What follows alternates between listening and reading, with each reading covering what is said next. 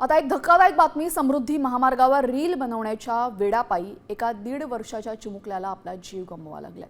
मुंबईहून पुसदकडे जाणाऱ्या एका खासगी बसच्या चालकाने आणि वाहकाने चालत्या गाडीत मोबाईलवर रील बनवण्याचा स्टंट केला आणि याच नादात बसचा अपघात झाला। या अपघातात 25 प्रवासी जखमी झाले। रुग्णालयात वेळेवर डॉक्टर न मिळाल्याने नातेवाईकांनी मोठा संताप व्यक्त केला।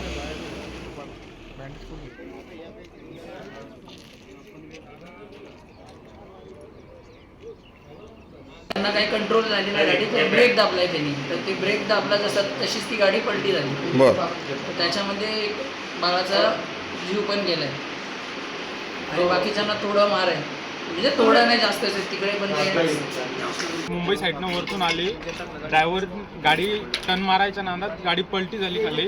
इकडनं ही जी दुसरी 4 व्हीलर आहे मेकरून एंट्री करून समोर चालली होती।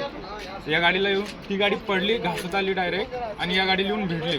तेवढ्यात आम्ही बघितलं, आरडाओरड केली, MSF वाली टीम, फायरवाली टीमला बोलवून घेतलं आणि नंतर त्यातले मग पेशंटला काढायला सुरुवात करून टाकली।